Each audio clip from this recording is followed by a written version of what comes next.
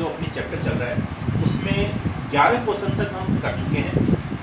आज मैं बता रहा हूँ आपको न्यूमेरिकल क्वेश्चन नंबर 12वां जो क्वेश्चन है उसमें दो पार्टनर है ईशु और विशु, जिनका लाभ हानि का अनुपात है 3:2। इसमें तीसरा नया पार्टनर आ रहा है निशु 1/6 भाग के।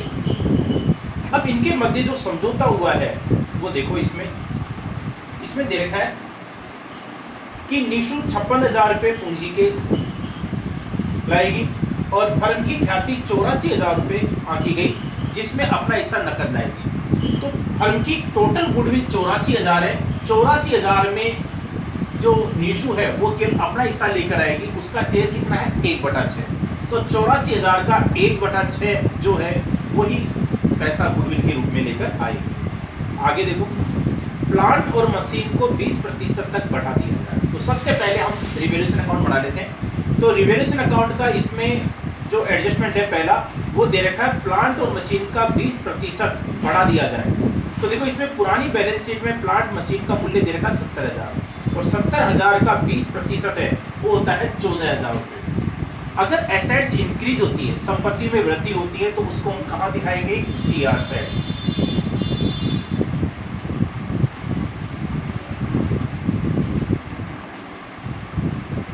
प्लांट एंड मशीन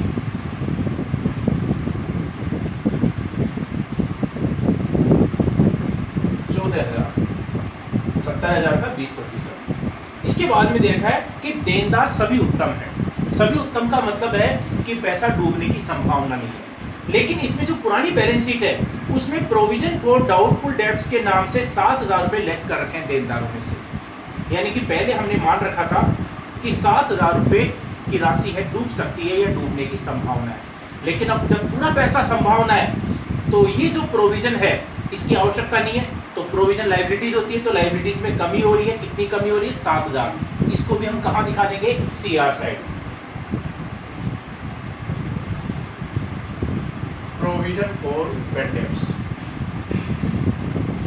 इसके बाद में दे रखा है कि 9,800 रुपए का एक दायित्व जो लेनदारों में शामिल है उसे नहीं देना पड़ेगा। जब लेनदारों को पेमेंट नहीं करना पड़ेगा 9,800 का, तो दायित्व में कमी हो रही है और दायित्व में कमी होती है, लायबिलिटीज यदि डिक्रीज होती है तो उसको भी हम कहाँ दिखाते हैं, CR साइड। तो इसको भी हम CR साइड में दिखा देंगे। क्रेडिटर्स 9,800। इसके बाद में है कि निशु की पूंजी के आधार पर पूंजी का समायोजन करें। नए साझेदार की पूंजी के आधार पर फर्म की नई पूंजी ज्ञात करेंगे। समायोजित पूंजी से कंपैरिजन करने पर कमी होती है तो उसको लेकर आएंगे और ज्यादा है तो फर्म से निकाल लेंगे, जैसा हम पहले कर चुके हैं। तो ये बाद में करेंगे। सबसे पहले रिवैल्यूएशन DR साइड में कोई मद है ही नहीं, तो इसमें CR साइड का जो टोटल है वो लगा लेंगे।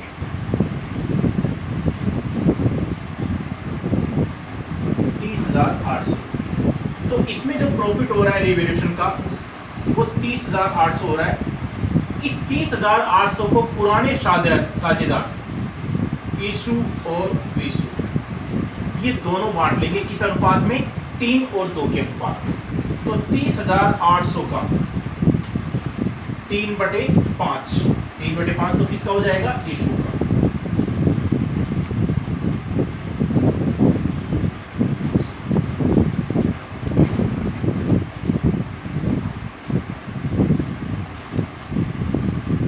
$18,480 और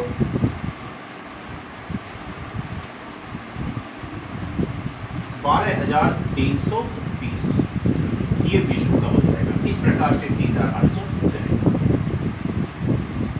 ये हमारा बन गया रिवैल्यूएशन अकाउंट। अब हम बनाएंगे पार्टनर्स कैपिटल अकाउंट। लेकिन पार्टनर्स कैपिटल अकाउंट बनाने से पहले हमारे को नई कैपिटल ज्ञात करनी पड़ेगी।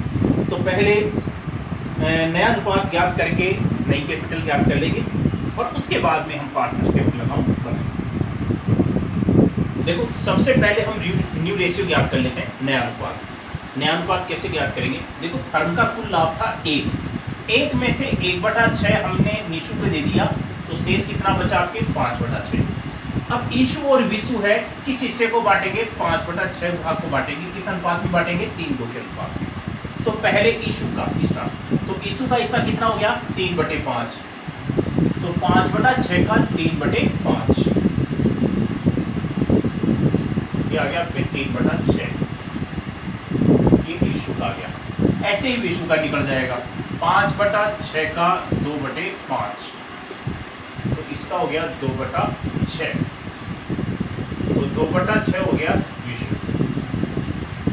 और निशु का 1/6 है 3/6, 2/6 और 1/6।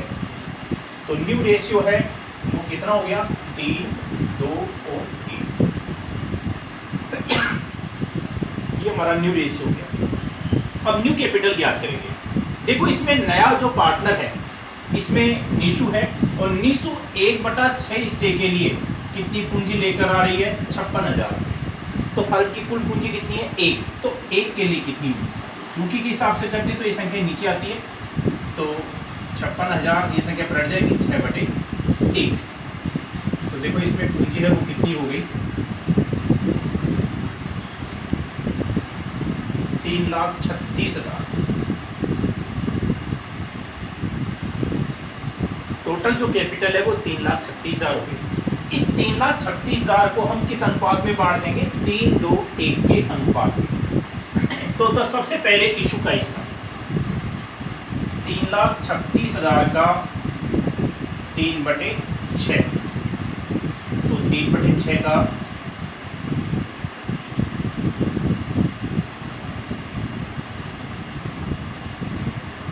1,68,000,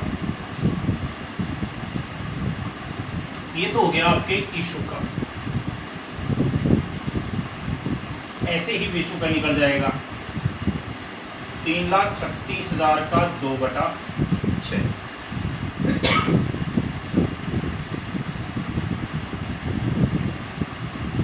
1,12,000।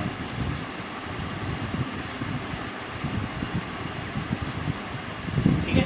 और तीसरा जो पार्टनर है निशु, उसकी आपकी 56,000 है। ये तीनों पार्टनर की हमने न्यू कैपिटल हमने ज्ञात कर ली। तो एक तो हमने न्यू रेशियो निकाल लिया, न्यू रेशियो हमारा आया 3:2:1, और इसके बाद में हमने नई पूंजी ज्ञात की। नए साझेदार की पूंजी के आधार पर फर्म की कुल नई पूंजी, तो नए साझेदार की पूंजी के आधार पर फर्म की कुल नई पूंजी हमने ज्ञात की 3,36,000। इस 3,36,000 को हमने 3:2:1 के अनुपात में बांटा, तो ये इनकी कैपिटल हो जाएगी। ठीक है। अच्छा, नया साझेदार जो है इसमें देखो गुडविल है वो कितनी लेकर आ रहा है। देखो इसमें फर्म की टोटल गुडविल 84,000 है, और नया साझेदार अपना हिस्सा कैश में लेकर आएगा। तो नया साझेदार इसमें निशु है, और उसका हिस्सा कितना है 1/6, तो इसका 1/6 14,000। यानी कि जो नई साझेदार है निशु, वो गुडविल के कितने पैसे लेकर आएगी 14,000। कैपिटल दे ही रखी है, न्यू कैपिटल हमने ज्ञात कर ली। अब हम बनाएंगे पार्टनर्स कैपिटल अमाउंट। देखो हमने न्यू कैपिटल हमने ज्ञात कर ली, न्यू रेशियो हमने ज्ञात कर लिया, और न्यू कैपिटल हमारी जो 3,36,000 आई थी उसको हमने नए अनुपात में डिवाइड किया। तो प्रत्येक साझेदार की जो न्यू कैपिटल ये आई, ईशु की 1,68,000, विशु की 1,12,000 और निशु की 56,000 है। अब पार्टनर्स के प्रमाण बनाते हैं। तो इसमें देखो सबसे पहले हम दिखाएंगे पूंजी का प्रारंभिक शेष बाई बैलेंस शीट। तो देखो इसमें ईशु और विशु की पूंजी दे रखी है 1,19,000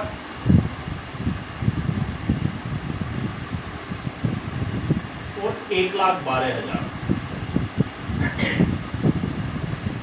पूंजी दिखाने के बाद में नया साझेदार जो है वो लेकर आ रहा है 56,000 रुपए। तो बाई कैश 56,000 रुपए इसकी कैपिटल हम दिखा लेंगे।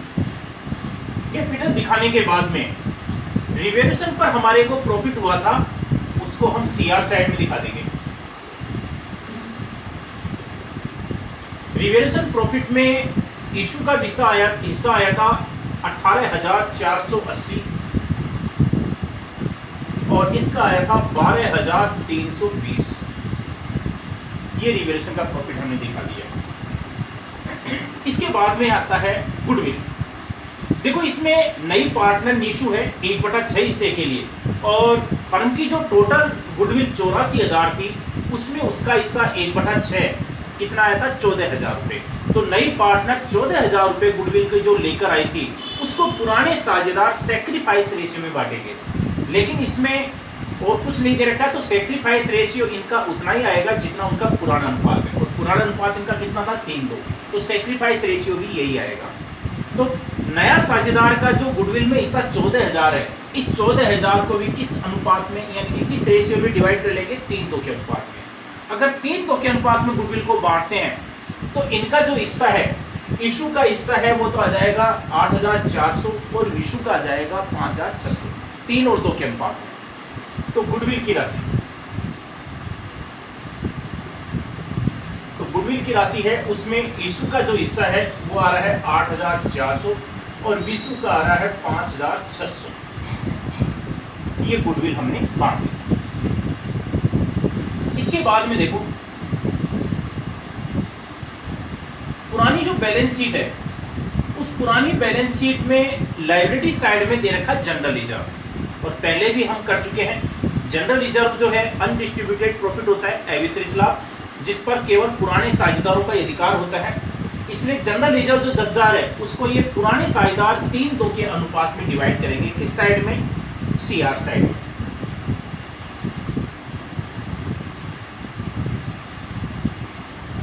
तो 10,000 है, 10,000 को 3:2 के अनुपात में बांटेंगे, तो इसका आ जाएगा आपके 6,000 विशु का, और विशु का आ जाएगा 4,000। ये हो गया जनरल रिजर्व। अच्छा देखो इसमें बैलेंस शीट के अंदर दे रखा है इन्वेस्टमेंट फ्लक्चुएशन फंड। विनियोगों के मूल्य में जो उतार चढ़ाव आते हैं उसके लिए फंड बनाया जाता है। तो पहले हमने ये फंड बना रखा था 4,000 रुपये का, हमने मान रखा था कि इन्वेस्टमेंट के मूल्य में 4,000 की कमी हो सकती है। लेकिन देखो इसमें इन्वेस्टमेंट के बारे में कोई सूचना नहीं है, इसका मतलब है कि इन्वेस्टमेंट के मूल्य में परिवर्तन नहीं हुआ है। जब इन्वेस्टमेंट के मूल्य में परिवर्तन नहीं हुआ है तो जो हमने उसका फंड बनाया था उस फंड की आवश्यकता नहीं है, और चूंकि ये लाभों में से बनाया जाता है इसलिए इस फंड को भी पुराने साझेदार बांट लेंगे। किस अनुपात में? पुराने अनुपात में, CR साइड में।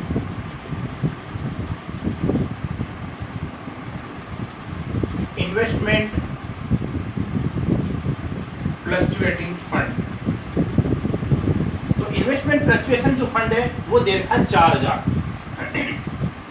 4,000 को अगर 3:2 के अनुपात में बांटते हैं तो इसका आ रहा है आपके 2,400 रुपये और दूसरे का आ जाएगा आपके 1,600 रुपये। ये इन्वेस्टमेंट फ्लक्चुएशन फंड है, ये भी हमने बांट लिया। अब देखो इसमें बैलेंस शीट के अंदर और कोई मत नहीं है। अब हम क्या करेंगे, नई पूंजी हमने पहले ज्ञात कर ली, इनकी समायोजित पूंजी ज्ञात करेंगे। समायोजित पूंजी कैसे? CR साइड के टोटल में से DR साइड का घटाएंगे। तो इसमें DR साइड में तो कोई है ही नहीं, तो इसमें CR साइड का पहले टोटल लगा लो। लिखना नहीं है पहले, क्योंकि नई पूंजी तो इनकी हमने फिक्स कर दी है।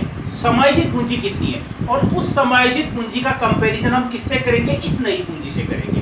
अगर समायोजित पूंजी इस नई पूंजी से कम पड़ती है तो जितनी राशि कम पड़ती है उतना पैसा कैश में लेकर आएंगे, और समायोजित पूंजी यदि इस नई पूंजी से कम पड़ती है, समायोजित पूंजी यदि नई पूंजी से कम पड़ती है जब तो वो पैसा कैश में लेकर आएंगे। लेकिन समायोजित पूंजी यदि इस पूंजी से ज्यादा है तो वे फर्म से पैसा निकाल लेंगे, यानी कि विड्रॉल कर लेंगे। तो अब इसमें सबसे पहले CR साइड का टोटल लगा लेंगे। देखो हमने समायोजित पूंजी ज्ञात करने के लिए सबसे पहले इशू का CR साइड का हमने टोटल लगाया, और इसका CR साइड का जो टोटल आ रहा है 1,54,280। ऐसे ही विशु का हमने लगाया, विशु का टोटल आ रहा है 1,35,520। विशु का तो 56,000 है। देखो हमने नई पूंजी हमने पहले ज्ञात कर ली थी, ईशू की जो नई पूंजी है वो हमने निश्चित कर दी है पहले से 1,68,000। तो यहाँ पर ये हम लिख देते हैं टू बैलेंस CD, पूंजी का अंतिम शेष जिसको हम न्यू कैपिटल भी बोलते हैं, 1,68,000। जब नई पूंजी हमने 1,68,000 कर दी है तो समायोजित पूंजी इसकी देखो 1,54,280 है, यानी कि समायोजित जो पूंजी है इसकी कम पड़ रही है। अब कितनी कम पड़ रही है? देखो 13,720। तो 13,720 है वो कैश लेकर आएगा। समायोजित पूंजी यदि नई पूंजी से कम है तो उतना पैसा वो कैश में लेकर आते हैं। तो ये 13,720 रुपये कैश में लेकर आएगा। अब इसका टोटल हो जाएगा आपके 1,68,000। ऐसे ही विशु का देखो, विशु का सीआर साइड का टोटल हमने 1,35,520 रुपये किया था, लेकिन नई पूंजी हमने इसकी कितनी रखी है, 1,12,000। इसमें देखो समायोजित पूंजी ज्यादा है। अगर समायोजित पूंजी ज्यादा है तो जितनी ज्यादा है उतना पैसा ये फर्म से निकाल लेगा। उतना पैसा फर्म से निकाल लेगा तो इसको कहां दिखाएंगे, एआर साइड। देखो नई पूंजी तो हमने इसकी कितनी निश्चित की है, 1 लाख। देखो विश्व की जो नई पूंजी हमने निश्चित की है वो है 1,12,000, लेकिन इसकी समायोजित पूंजी है 1,35,520। तो इसकी ज्यादा है। कितनी ज्यादा है, 23,520 रुपए। ये इतना ज्यादा जो पैसा है ये कैश में निकाल लेगा, 23,520 रुपए। अच्छा, निशु की जो कैपिटल है इसी के आधार पर हमने ज्ञात की थी, तो इसकी कैपिटल तो आपकी वही 56,000 है। तो बैलेंस शीट में भी कितना आ जाएगा, 56,000। ठीक है, इसका टोटल लगा लेंगे 1,35,520 और इसका आपके 56,000, ये टोटल इसका।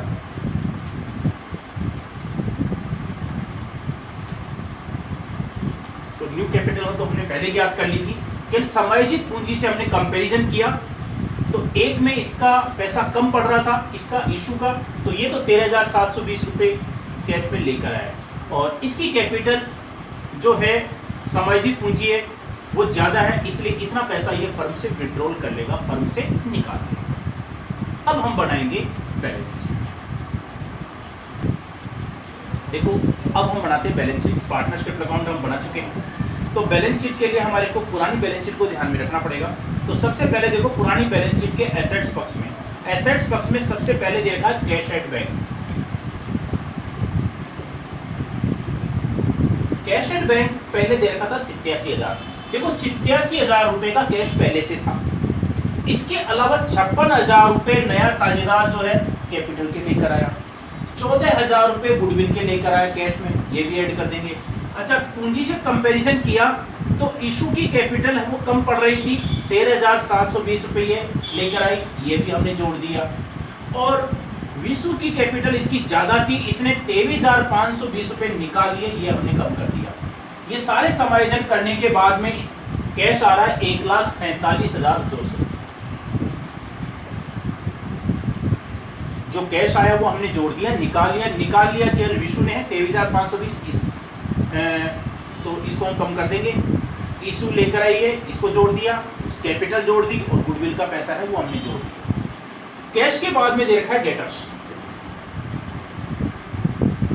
अच्छा, डेटर्स के बारे में प्रश्न में पहले दे रखा था कि सभी देनदार अच्छे हैं, तो प्रोविजन घटाने की आवश्यकता नहीं है, और प्रोविजन घटाने से पहले हमारे देनदार 42,000 थे, तो 42,000 रुपये मूल्य पर ही हम दिखा देंगे। डेटर्स के बाद में दे रखा है आपके इन्वेस्टमेंट।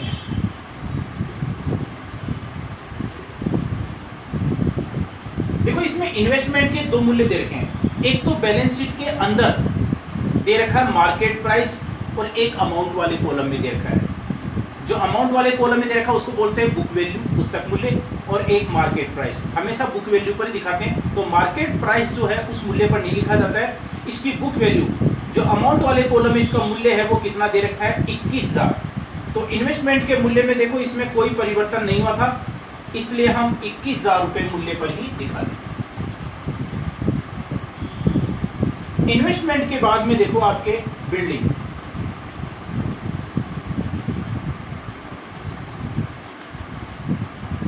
बिल्डिंग के अंदर देखो कोई परिवर्तन नहीं है, 98,000 रुपये मूल्य था, उसको भी हम 98,000 रुपये मूल्य पर ही दिखा। बिल्डिंग के बाद में देखा प्लांट एंड मशीन। प्लांट और मशीन का जो मूल्य है वो 70,000 था, लेकिन 20% हमने और बढ़ा दिया था, तो 70,000 का 20% तो वो कितना हो गया था, 14,000। तो 70,000 में 14,000 हमने और जोड़ दिया, कितना हो गया, 84,000।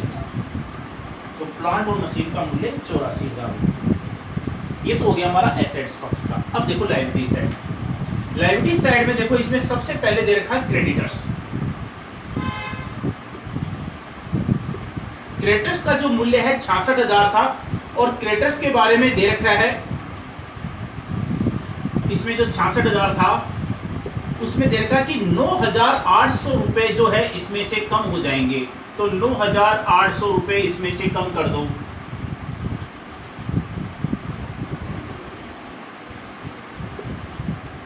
ये आ गया 56,200 रुपए। क्रेडिटर्स के बाद में आता है जनरल रिजर्व। जनरल रिजर्व को साझेदार बांट चुके हैं, इसलिए उसको हम नहीं दिखाएंगे। इन्वेस्टमेंट फ्लक्चुएशन फंड है, उसको भी साझेदार बांट चुके हैं, इसलिए उसको भी हम नहीं दिखाएंगे। यानी कि अब इसमें और कोई लायबिलिटीज नहीं है, तो इसलिए हम क्या दिखाएंगे, कैपिटल। कैपिटल आपके इशू, विशु और निशु, इसकी 1,68,000, 1,12,000 और 56,000। तो टोटल कैपिटल है वो कितनी हो गई, 3,36,000। देखो अब इसमें और कोई मत नहीं, अब हम क्या करेंगे, टोटल लगा देंगे। तो टोटल लगा दो इसका,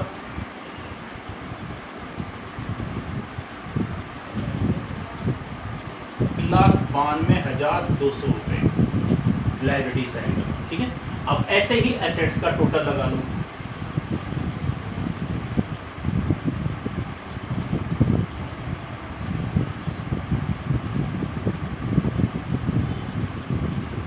इसका टोटल भी आपके आ रहा है 3,92,200। तो देखो आपके बैलेंस शीट का टोटल बराबर आ गया है।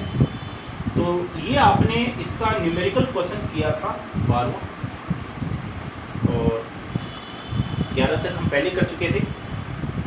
तो अब आपको एक तो ये 12वां जो इलस्ट्रेशन है ये आपको सोल्व करना है, और इसके बाद में इसके आगे जो 13वां जो न्यूमेरिकल क्वेश्चन है ये आपको सोल्व करना है।